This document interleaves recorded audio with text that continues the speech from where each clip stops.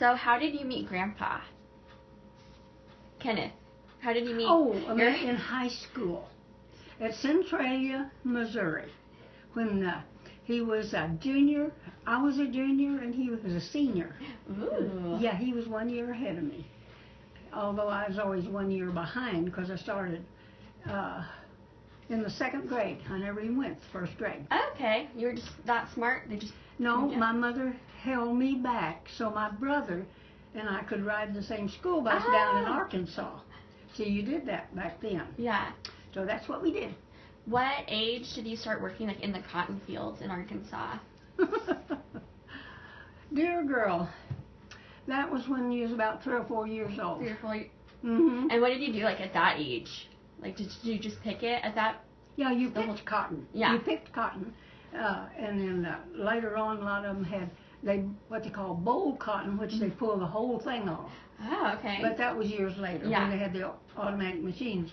But when I was little, it was picking cotton, and you put it in a bag on your back. Mm-hmm. So, did everybody's family start their kids that young? Or? Oh yeah, everybody did it when they lived in the farm. If you was able to do something, you did it. You pumped water. You done fed the chickens, fed the cows, fed the hogs. You done it all. Very nice. So we lived on a farm now. Right. Yes. What did your mom and dad do for a living when you were growing up and you were little? Farm. Mm-hmm. And was it just cotton that they farmed? Oh, no, you had everything. Everything? We even raised like whippoorwill peas in Arkansas. You sold them. And he would go to the orchards and get peaches and sell them. We had a pickup truck back then. Okay. So we had, a place to put them. Yeah. So we did that, went to the towns, like Magazine, Arkansas, Boonville, Arkansas, and all around. Or even the girls that didn't have peaches, they bought a bushel of peaches from you. Yep. Okay. Yep. What was your favorite subject going through school? What was your favorite class to take? I didn't have any. I liked them all. You liked them all? So what were some of the classes that you took in like high school? Well, you did you took normal ones, in high school. But when I got to about junior, that's when I took shorthand, typing, and things like that. When I was a senior, you took on-the-job training for office training. You had office training when I was a senior, and you had the whole 9 yards. Yeah. So whatever they needed you to do, you did it. And I worked for a home insurance company at Monmouth, Illinois in my senior year. And even after I graduated, I stayed there till we moved back to Missouri. Why did your family move from Missouri to Illinois?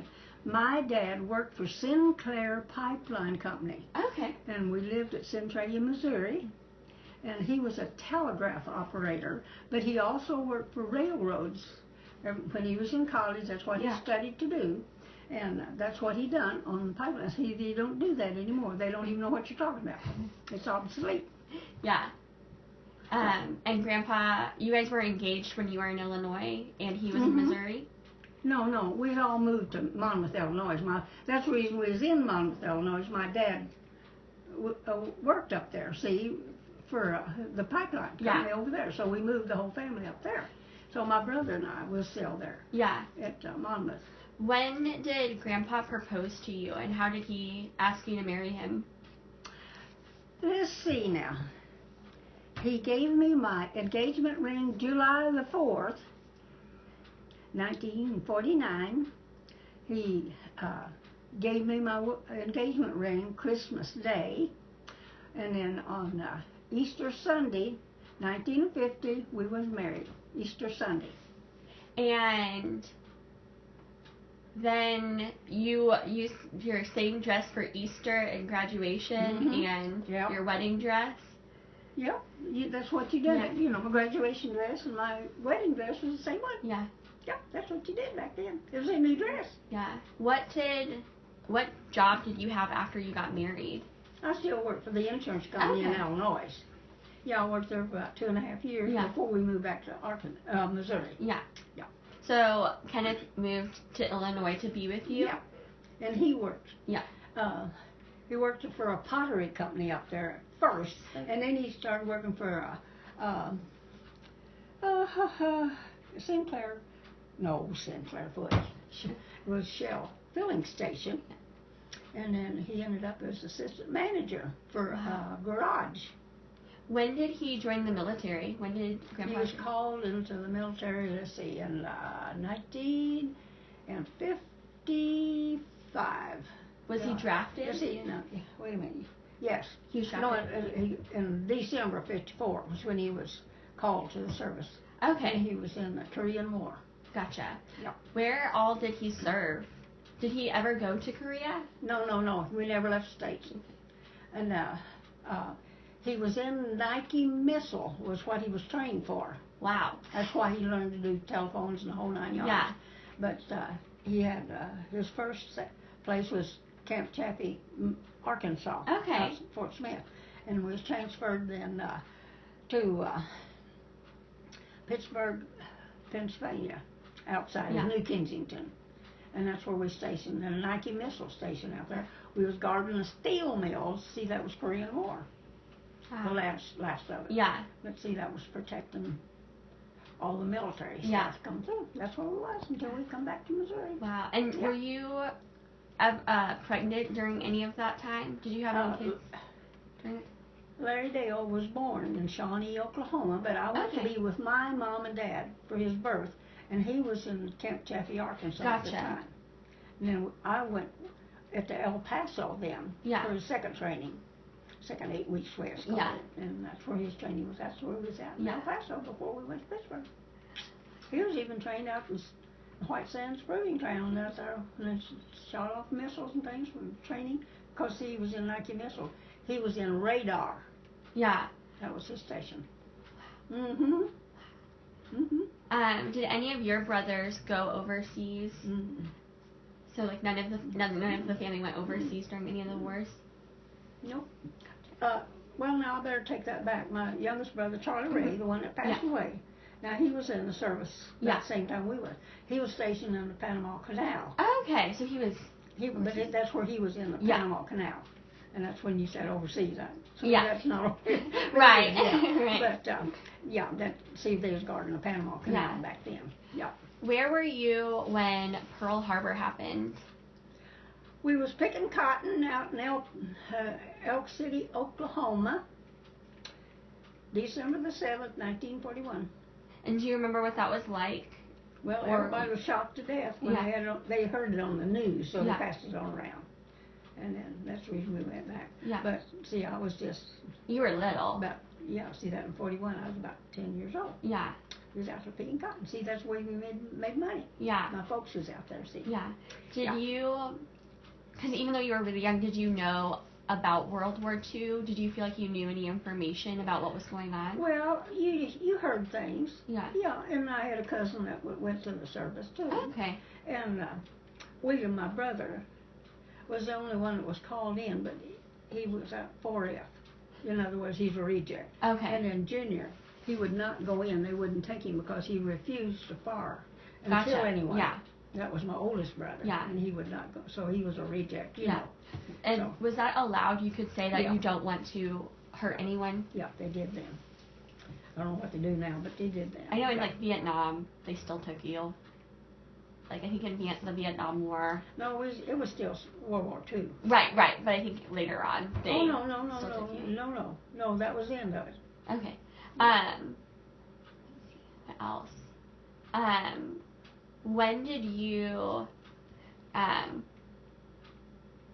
like what jobs did you have up until you gave birth to? Well, I worked in the offices. See, I worked in insurance in Illinois. And then when we moved back to Missouri, that's where we was at when your grandpa was called in the service. Okay. But I worked for Narragansett's. They made all kinds of equipment, you know, playground and the whole 9 yards. But we did that at Centralia. Of course, they're not there now, and I don't know where that. But other companies even bought them out. Yeah. But that's what I was doing in the office. Gotcha. I received things and bills of lading and sent things out and wrote the whole 9 yards. Yeah. And then you became a stay-at-home mom whenever the kids were born. Oh yeah, always was. Yeah. Never went back to work then until, let's see, I guess your mother was About 15. Yeah. I was living in Madison. Right. But I was and then I went to work at the steak palace. And then I worked over here from Briggs Daily IGA, you know, Yeah. was one of the first ones too. Right. Then I went back to food service. Yeah, and I heard that you made the best pies at the steak palace. Well, I did, and then Ola Ross, she made a lot of them. Yeah. Yeah, but both of us. Yeah. But I worked the buffet. Yeah. Kept it going. Yeah. Cut, and then took orders, you know, cut meat and the whole 9 yards. Whatever people wanted, that's what they got. Yeah. So. What is your favorite Bible verse or like Bible story? I don't know. I love them all. So I couldn't say what I had a preference because I love them all. Yeah. Did you grow up in a Christian family? Absolutely. Yep. Did Grandpa Kenneth grow up in a Christian family? Not so much, no. I mean, you know, they loved the Lord, but they never got out and went very much because his mother didn't think she could dress nice enough and all that stuff back then. Yeah. But yeah, they was Christian about all his family. I mean, his uncles and everybody was Christian. They went. Most all of them was Baptist back down there too. I think. I mean, just down Centralia, they went out there Friendship, you know, country churches and things like that. Yep, that went on. Of course, I went to country churches too, you know. But your grandpa and I was married in a Methodist church in Monmouth, Illinois. Yeah. He was a Methodist pastor. He was very, very nice. Yeah. Yes. Did you go to a Methodist church when you lived in Madison for a while? No, it was a Christian church. Okay. Yeah, Christian church. Yeah. What would you say was one of the biggest life events that had the most impact on you? Getting married, I guess. Getting married? On Easter Sunday morning. Yeah. That's what we done. We went to pastor's house and married. Yeah. Were you really excited that we day? Came to Missouri for our honeymoon just because it's school time. I was still in high school. Yeah. And then, Was it normal for men and women to get married while they were still in high school? Oh, yeah. Just like they do now. Well, they don't do it so much now. No, they don't even get married now. Right. They do it way worse. They do bad. See, we was both working and everything, you know. Yeah. So, yeah, it wasn't bad. Yeah. You know. So, and I was married on Easter Sunday, and see, I graduated then. Yeah. First, last of May, I guess it was. Yeah. So anyway. How did Grandpa ask you to marry him? Well, I guess when he came to Monmouth, Illinois. He just said, "Here's a ring," or no, we made it, and we both talked. You know, our likes and dislikes, and I knew a lot of his family, and you know, he got to know mine and whatnot. But we could sit and talk for hours. Yeah. Yeah. We didn't have any do this, do that, do something else. That didn't happen. Yeah. So anyway, that's what it was. But we was always able to talk to one. Just sit and talk, enjoy one another. I said, like one incident, he came up to see me, you know, and we sat there, parked before the movies came on. And of course, we had my brother Charlie Ray with us. Yeah, you did. And so he decided he'd go on in, you know, a little bit early. And so we just sat there and kept talking. And we just enjoyed it and watching around and whatnot. We was there in Main Street, you know. First thing we knew, here comes Charlie Ray. The movie was over. Oh. We missed the whole thing. I guess that was the most fun thing. That's wonderful. Yeah, it was wonderful. But we was always able to do that. And a lot of people said, we wish we could talk to each other like that. But we was always able to do it. Yeah. So, yep. It's not what I think or what you think. It's just the way things were. Yeah. You know, we didn't make a big deal out of nothing. Yeah. So you could come to an agreement that if this didn't suit or that didn't suit or something, you'd talk and work it out. And we never had a fight in all the years we lived. 52 years. No. That's amazing. He always said before we was married, he said, if we ever fought, that would be the end of it. We never did. Wow. We always was able to talk and discuss. That don't mean anything's perfect. That, Yeah. You know, this is not the world for that. But, you know, you could talk it out, work it out, and get things settled. And that's the way it was. You do some things like he'd like to do it, and he'd do things like you'd like to do it. And that's the way you work it out. Yeah. So anyway, That's wonderful. So there you go. Yeah, we had a wonderful marriage, wonderful family. Yeah. I always thank the good Lord for that. Yeah. Always. Yeah. Have lots and lots of things to be thankful for. You can't get enough thank yous to the good Lord for all He does for you. Yeah. It just doesn't happen. Yeah. He knows our needs before we do, let me tell you. Yep. And He can work it out. He really, really does. Yep. And everything don't have to be top of the line. I think that hurts my feelings worse than anything. The people want the biggest stuff, the best stuff, and all that. That is the nuttiest stuff. I would be just as happy as a sunflower down there in a little old tiny house by a creek bank. That sounds wonderful. Really? No, I'm not kidding, because I've lived almost that too and lived. But, I mean, you can make fun out of everything. You can enjoy everything. Yeah. You don't have to have a big this. And that just hurts my feelings to see so much of that going on now. Yeah. And it's so wrong. That's not the way life is. See, they make a hodgepodge out of everything. Yeah. Yeah. Oh, yes. Oh, me. Yep, that's the way things are. But you can just keep going, keep walking, and do the best you know how. Yeah. And I said, let the good Lord lead you. Yeah. And He knows the right way to go. Mm-hmm. Yeah. Yep. So, when did you become a Christian? Like, when did you know that you wanted to be a Christian? I think, of course, we always went to church even when I was a kid and everything. But when I really said, I knew that that's what my life was going to be, was, as a Christian, want to be one, I was about 13. Yeah. I really was really young, but that's the way it was. But even before that, I was in church and everything before that. But I said, well, I've been baptized twice, and I've been sprinkled once. So I said, there. If I don't get it, you're in big trouble. Yeah. Yeah. I said, you can be baptized like a Dunkin' Donut and still not be a Christian. It's, what you and God can do to please your good Lord. Yep. Yes. And that's what He said, to be baptized. Yeah. Yep. And He was baptized in water. Mm-hmm. And I hear these people say, oh, I'm afraid of that. I don't want that. And that is not right. Yeah. No way. Go and do the best you know how. Yeah. Do it the way God wants you to, not the way mankind wants to do it. Yeah. Yep. And it works out perfect. Yep. Someday I'll get to go be with Him. Yeah. He said I could. Yep. Believe on the Lord Jesus Christ and be saved, and believe not and be condemned. Yeah. I'm allergic to the heat. I like the cool weather. Yeah. Yeah. Yeah. That's the way it is. Yeah. And I've always been so thankful, and I thank the Lord every day that, both sides of my family have been Christians. Yeah. Whether I knew them or not. Yeah. But I knew of them, and they were Christian people. Yeah. That makes you just can't imagine how wonderful that makes you feel. Yeah. To know someday you can all be together. Yeah. Yep.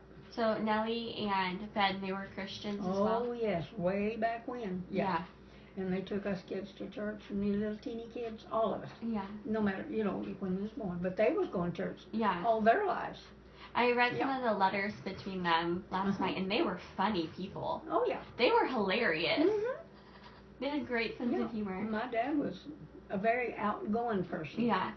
He just never met a stranger. That was just somebody he hadn't met. Yeah. But he always was. Yeah. Yeah.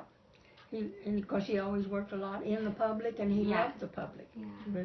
And Mother was too. She was a very public person. Yeah. So anyway, that's great. Yep.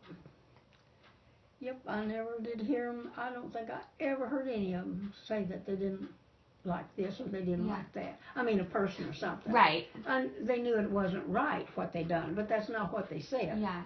So just kind of do what's right.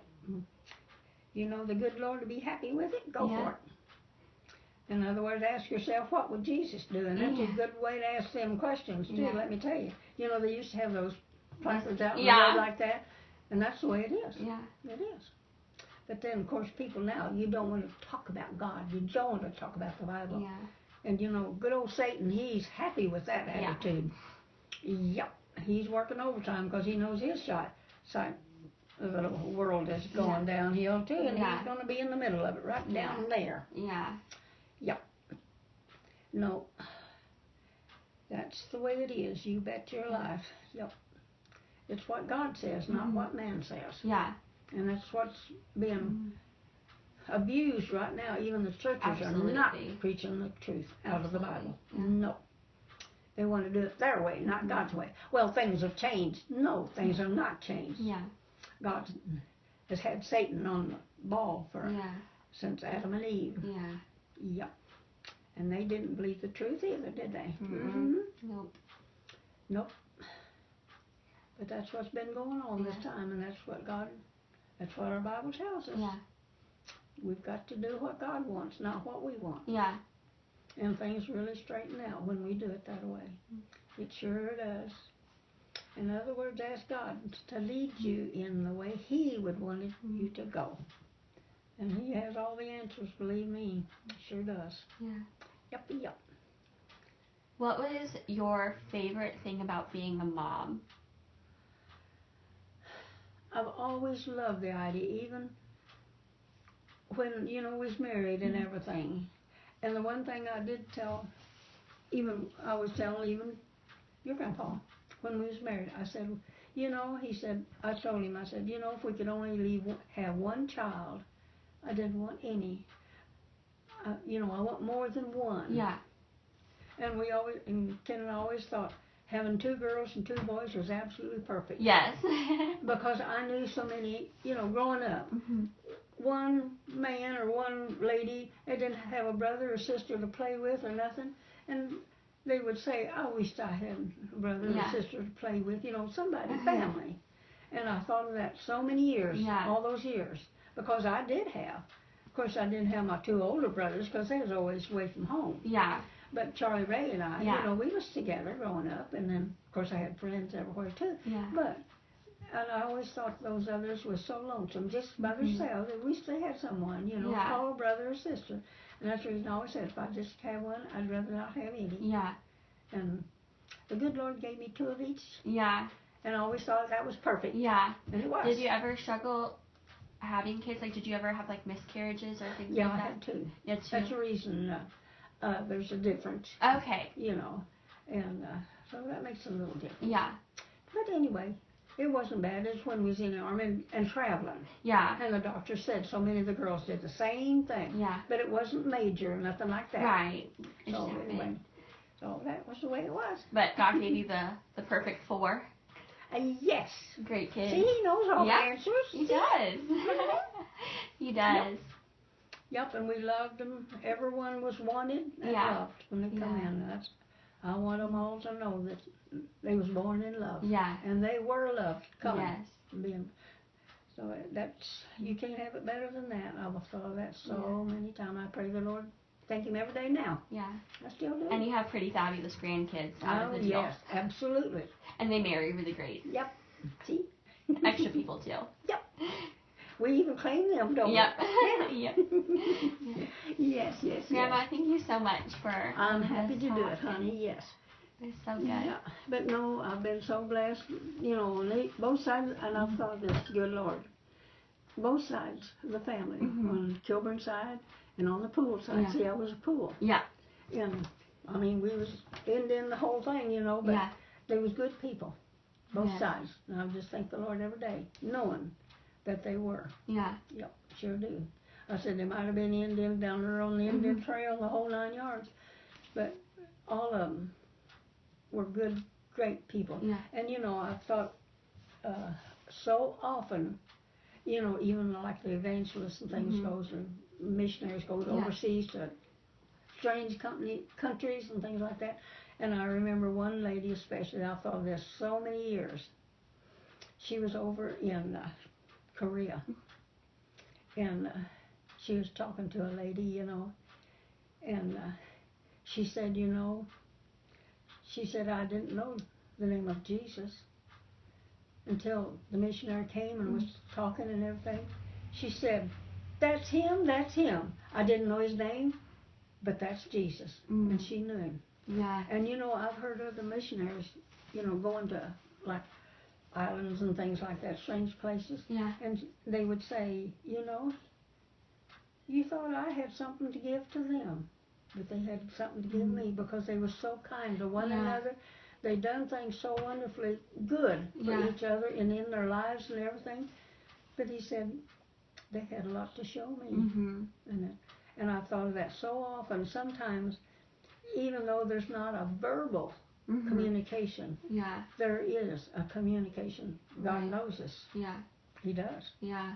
And I've thought of that so often, and that's helped me a lot. Yeah. Because I've known instances, so many things down through the years, not just in America, but all around, you know, that you hear about, even folks overseas and things. Yeah. And that's the way it is. Mm-hmm. Yeah. And even the Bible talks about, you know, him going to different places and talking and everything. But they, you know, how wonderful it was. Yeah. And he's everywhere. Mm-hmm. Jesus is everywhere. Mm-hmm. We don't think of it. We think we have to go to church. We do need to go to church big time. Yeah. I mean, that's number one, too. Because that's communication of his people. Mm-hmm. And then you can go out and live the life that you've been taught. And that's the way it is. Yeah. This has been wonderful. Thank you so much. That's the way it is. Yeah. It's not what you say, it's what you do and how you live it. Mm-hmm. People may not read their Bible, but they can read us. Yeah. Mm-hmm. Yeah. Just like, well, even the other day, I was standing in line waiting for something to eat up at McDonald's, and a lady was standing there doing the same thing. We were just talking up a storm, you know, saying things. She said, "Thank you for talking to me." That was her pickup, too. Yeah. Yeah, I never seen her before in my life. Yeah. But you can talk to her and be happy and give her a smile. You know, the curve of a smile can straighten out a lot of things. Yeah. Believe it. Yep. And that happens so often.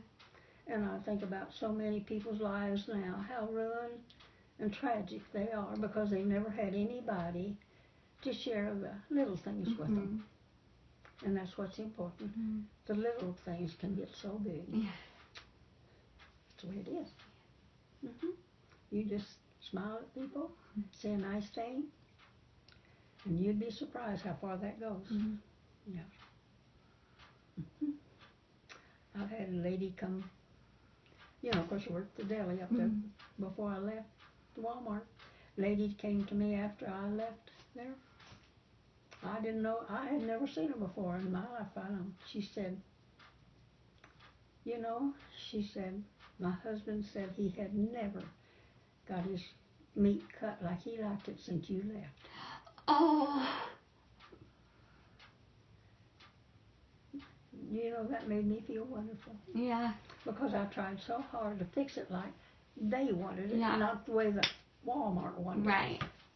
And you know, so many, when I was back there then, you know, a lot of the truck drivers and things like that would come in there to the deli to get things to eat, you know, for them to eat on the roads and things like that. Of course, they always like to come back and get some meat and sliced meat, you know, and make their sandwiches and things. I know I'm bragging today. That's okay. Made me feel good. But you know, a lot of those truck drivers would come where I was slicing, and they wouldn't let the other girls fix for them. They wanted me to fix it like they wanted it. I tried hard to do the way they wanted it. And just like one lady fixed for one man, truck driver. Yeah.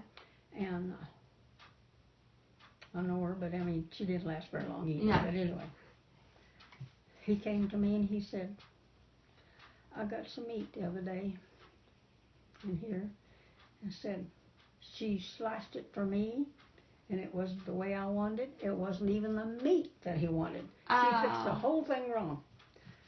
I said, I'll take care of it. I sliced it. What he wanted, how he wanted it, handed it to him, marked no charge on it. Oh, that's So I wonderful. took care of it. That's the way it was. Oh, I love that. That's what you have to do, people. Yeah. Straighten it up. Yeah. And then I never see drivers in there anymore. Yeah. Standing around trying to get waited on. They'll just go get it sliced off the counter or something else. But you know, that's bad. You know, try to do what people want and what's right. That was right. That was not wrong for me to do that. Yeah. Because the meat was sold at the right price on the whole 9 yards. But they were happy with what they got. They wasn't cheated out of nothing. Yeah. So there you go. But that's the way you do it. Yeah. And they don't forget. That's why so many people and businesses going out of business now. Well, I won't get on that subject. No, but I enjoy getting out, walking, talking to people. I've always loved it. Yeah. And Ken did too. He was a people person. He loved it. My mom and dad and the whole 9 yards. You know, they just enjoy people. We used to have family get-togethers, you know, or neighbors would come visit you and sit on the porch and talk for an hour and a half. But that was the way it was. Yeah. Yep, that's wonderful. Not everything comes on the computer, you know. Right. Mhm. And it's not always right. Yeah. See? My generation has a lot to learn. You better believe it. A lot to learn. You know. But everybody now is everything, so they've lost the love and caring for one another. I said, of course I've said it 7,000 times, but you know, you see on TV and everything about the little 4-year-old kids shooting his mom and dad and brothers and sisters and 6 and 7-year-olds, and they've got guns everywhere shooting everybody. Where did they get the guns? What are they doing with a gun that's loaded? You tell me. But, you know, I mean, it's the bad things, but the kids are getting that off the TV and whatnot. Yeah. So, there you go. But why are those guns in a way that those kids can get to them? Yeah. Mm-hmm. And you see it every day. Right. And it just breaks your heart to see the things that's going on. Yeah. And I said, kids now, I said, they're lucky. Well, they don't know their dads are lucky to know who mom is, and home's just a word in the dictionary. They don't have homes now. So many hundreds and thousands. There's still good ones, I'm not saying that. Yeah. But, you know, there's so many things that is wrong, and that is wrong. Yeah. You need homes, and I just think of so many lonely people in the cities, you know, that they don't have families. Well, so many families do have to work, yes. Yeah. But there's other ways to kind of get around it. You can be together a little bit, but make it special when you are together. Yeah. And that's what makes the difference. Yep, that makes the difference. Yep. So anyway, there you go. Well, I think I've got some good news for you. Yeah? It's quit raining. Oh, that's awesome.